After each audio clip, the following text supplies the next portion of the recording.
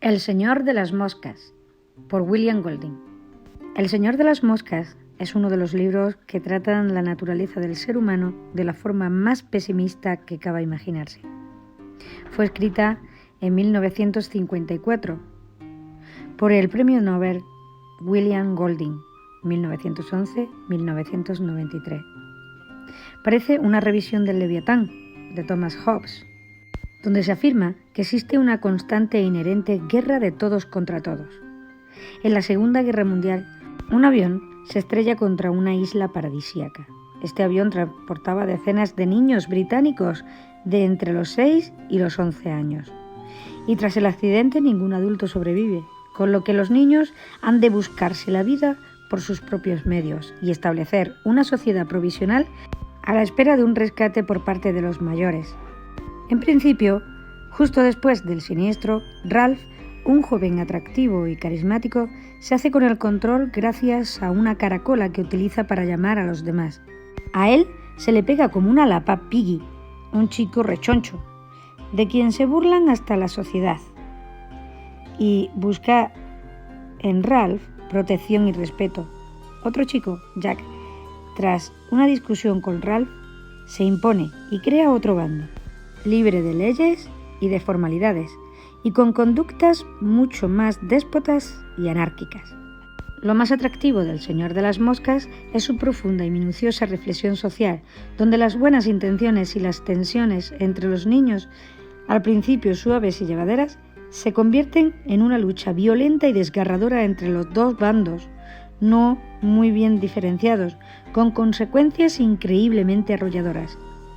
La condición metafórica del libro deja en evidencia la idiosincrasia del ser humano de una forma dura, cruel y tajante. Que los niños sean los protagonistas del libro es un hecho que podría parecer infantoloide, pero nada más lejos de la realidad. El Señor de las Moscas es un brillante relato que incluye entre sus temas indispensables la necesidad de adaptarse ante circunstancias adversas, la violencia, el miedo en todas sus formas, a lo desconocido, a la incertidumbre, a los demás y a la soledad. Esta novela, a pesar de lo despiadado de su historia, esconde un derroche de imaginación y originalidad, una placentera colmación de inspiración plagada de detalles curiosos en lo estético y en lo narrativo, con un estilo frío y elegante y unos personajes alegóricos y memorables que sufren una evolución apabullante. Su carácter antibelicista le ha convertido en un libro de referencia en la literatura anglosajona hasta el punto de que es lectura obligada en muchos colegios de Gran Bretaña. También ha visto adaptaciones al cine en 1963 y 1990, la primera de ellas con aplauso de crítica y público unánimes. Su influencia ha sido amplia con ejemplos como la serie Lost o la película La Selva Esmeralda. El Señor de las Moscas, de William Golding. El Señor de las Moscas es una fábula sobre la condición humana. Un avión que huye de una explosión nuclear se estrella contra una isla dejando a un grupo de niños abandonados. A partir de ahí, el autor reflexiona sobre cómo, sin la presencia de un adulto, serían capaces de sobrevivir. Con el trasfondo de las novelas de Robinsones y especialmente de La Isla del Coral, Golding dibuja un escenario en que la agresividad aparece como un instinto primitivo que se desarrolla especialmente en las situaciones límites. La novela critica con un gran estilo y perfectamente trabada en su estructura y desarrollo, puede considerarse una de las más geniales obras del siglo XX, sobre un trasfondo de aventuras en las que la lucha por la supervivencia coexiste con la esperanza del ser rescatados. Golding realiza una reflexión novelada sobre la política, la importancia de la civilización para el desarrollo de la persona, la necesidad de un adulto para el verdadero crecimiento, el origen de los mitos y la presencia del mal en el hombre, en la sociedad y en la cultura. Esta novela, que puede leerse como un simple libro de aventuras, admite, sin embargo, multitud de registros. Así puede disfrutar la joven que desea asomarse a los libros de calidad y a la vez entretenidos, pero también el maestro, que se plantea en qué consiste educar, o aquel a quien le inquiete la pregunta por el hombre y la irrupción del mal en la historia. La grandeza de la obra reside en que el autor ha sabido llevar a las grandes preguntas de la historia de niños aparentemente incandescente. En una quedarán totalmente aisladas. ¿Serían capaces de conservar la dignidad? ¿Puede el hombre salir de una situación de degradación y salvajismo sin la ayuda de alguien que venga de fuera? Estas y otras preguntas son las que se suscitan en este libro, que lejos de agotarse en una sola lectura, invita a volver sobre él una y otra vez. De la literatura posterior a la Segunda Guerra Mundial, esta es una de las obras que más merece ser recordada. Su valía ha venido avalada por las numerosas ediciones que se han hecho de ella en todos los idiomas. No está de más señalar que el autor consigue entrar en dos personajes de apenas 13 años, las mayores antítesis sobre la concepción de la civilización. Mientras uno se deja atraer por el corazón de las tinieblas e inicia una regresión que lo conduce al salvajismo, el otro no deja de recordar el lugar de donde viene y mantiene la esperanza en un rescate cada vez más milagroso. Todo ello magníficamente relatado y recurriendo a símbolos e imágenes de una gran plasticidad. Golding consigue con pocas figuras un auténtico tratado sobre la condición humana, y todo ello sin dejar de suministrarnos una muy entretenida novela de aventuras. William Golding nació en Cornualles en 1911. Estudió Ciencias y Literatura Inglesa en Oxford. Trabajó como actor, productor, profesor, marinero, músico y finalmente maestro de escuela.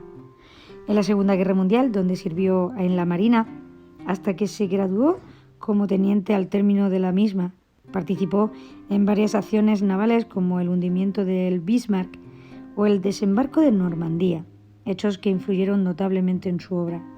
A pesar de haber decidido ser escritor a los 7 años, no publicó hasta 1934 la colección de poemas. Pero su verdadero debut literario se produjo en 1954, cuando publicó El Señor de las Moscas. Desde entonces publicó 7 novelas, una colección de relatos, varias obras de teatro, ensayos y artículos. En 1980 recibió el Booker Prize por su novela Ritos de Paso y en 1983 fue galardonado con el Premio Nobel de Literatura. Murió en 1993.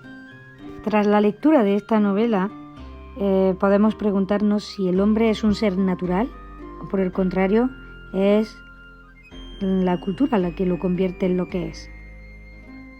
Los valores y temas sobre los que se puede trabajar El Señor de las Moscas es la sociabilidad, el respeto, el sentido de la justicia, la autoridad, las leyes, la tolerancia, la perseverancia, el bien común, la solidaridad, el egoísmo, la laboriosidad, la prudencia, la lealtad, la democracia, la tiranía, la civilización, la barbarie, la crueldad y la ambición de poder. La edad y nivel recomendados es de segundo o cuarto de la ESO. Sinopsis. El libro cuenta la historia de unos niños procedentes de una escuela militar que vuelven en avión a sus casas con motivo de las vacaciones. El avión sufre un accidente cerca de la isla desierta y los pequeños tendrán que organizarse para sobrevivir solos y aprender a afrontar las dificultades que se le presentan, en especial la convivencia misma. Lo que al principio empieza bien, se complica y cuando surgen los deseos de poder, el miedo, los intereses particulares se complica aún más. Referente teórico. Una de las dimensiones esenciales del ser humano es la sociabilidad, es decir, la capacidad de abrirse a la relación de convivencia y colaboración con los demás seres humanos. Dicha dimensión implica la necesidad de recibir dependencia y la necesidad y capacidad de dar efusividad y ayuda. Al tratarse de un ser dotado de libertad, la cual puede usarse bien o mal, es preciso arbitrar el deseo de autonomía con el sentido de la justicia y de contribuir al bien común, solidaridad. Esto implica la necesidad de unas normas, actitudes y procedimientos de los que depende la buena o la mala racha y marcha de la vida en la sociedad. En especial, se pone de manifiesto el riesgo de que prevalezcan las actitudes y comportamientos egoístas frente al sentido de la justicia y el respeto a las demás personas. Este libro ilustra las explicaciones acerca de la necesidad humana de vivir en sociedad y de la necesidad de organizar una vida social, tratándola de normas y de estabilidad, de procedimientos, de pautas de comportamiento, de educación para sus miembros. Es importante no olvidar que la sociedad está formada por personas, seres libres, cuya dignidad reclama respeto, y que a la vez pueden usar bien o mal su libertad. Ello implica un cierto sentido de la legalidad, del derecho, pero ante todo un sentido ético de la dignidad de las personas y del ordenamiento legal al bien común. Esto significa también que la vida social puede ser complicada.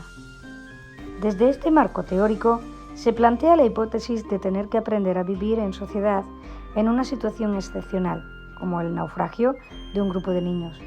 Tras el visionado del libro, se puede mantener un breve coloquio para aclarar posibles dudas, destacar los principales personajes, sus actitudes y los principales acontecimientos y actitudes que se ponen de manifiesto en este libro.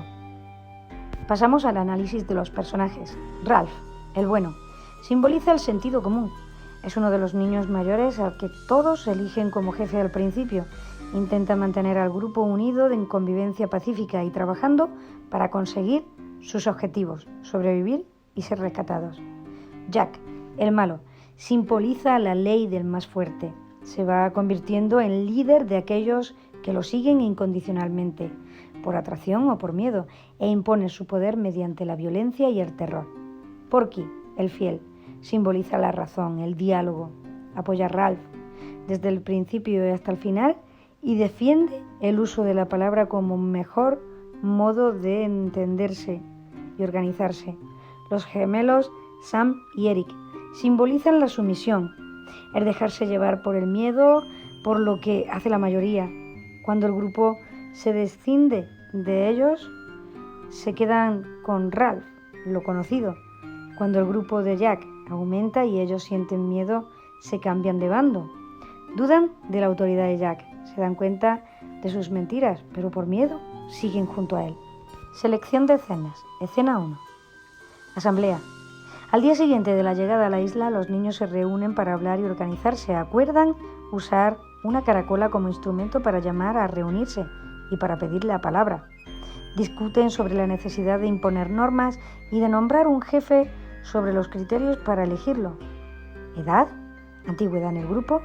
Eligen unánimemente al Ralph, que concluye diciendo que lo importante es estar unidos. Segunda escena. Asamblea. Ralph se queja ante el grupo de que hay quien no cumple sus tareas y el fuego se ha apagado. Dice que necesitan disciplina, reglas más estrictas y que si no impondrá sanciones. Jack se ríe diciendo: ¿de qué valen aquí las sanciones? ¿Jamás nos rescatarán? Escena tercera. Pelea Jack-Ralph. Los dos niños discuten y se pelean. Jack considera que hay que concentrarse en sobrevivir, cazar para comer y no esperar que les rescaten. Se separa y unos cuantos niños se van con él. Ralph se queda con los niños más pequeños. Escena 4. Baile en la hoguera. El grupo de Ralph se ha reducido a él mismo y Porky. Todos los demás están con Jack. Se dedican a cazar, se pintan la cara con sangre. En la escena hacen una especie de baile ritual alrededor de una hoguera en la playa. En ese momento aparece Simón, que ha descubierto que el supuesto monstruo de Jack les ha hecho creer que está en la isla el capitán que sobrevivió y que está en una cueva. Simón llega corriendo por la playa y Jack grita que es el monstruo. Todos le atacan con sus lanzas hasta matarlo. Después de la muerte de Simón, Ralph y Porky están hablando. Porky dice: «Parecemos salvajes», y le cuenta a Ralph que su padre le contó que un tal ruso escribió que los hombres eran buenos por naturaleza y que era la sociedad la que les hacía malos. Ralph se ríe y dice: «Creo que tu padre te ha tomado el pelo». Escena 6. Muere Porky. Porky llora desesperado porque le han quitado sus gafas para hacer fuego y dice: «Hemos hecho las cosas como las hubieran hecho los adultos. ¿Por qué ha salido todo tan mal?» Él y Ralph van a hablar con Jack y a pedir las gafas porque hace un nuevo alegato a la razón y al diálogo, y uno de los niños deja caer sobre él desde lo alto una roca que lo mata. Escena 7. Persecución a Ralph y final.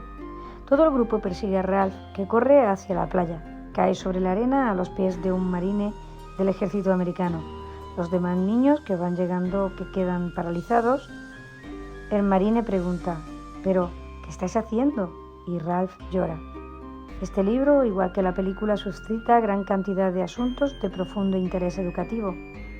Es especialmente adecuada para ética de cuarto de ESO y filosofía de primero de bachillerato, pero por la variedad de temas que propone la convierte en un buen material para tutoría de tercero y cuarto de ESO y para psicología. Algunos de estos temas son la inteligencia y la cooperación. Los niños han de organizarse y utilizar todos sus recursos para sobrevivir. Autoridad, normas.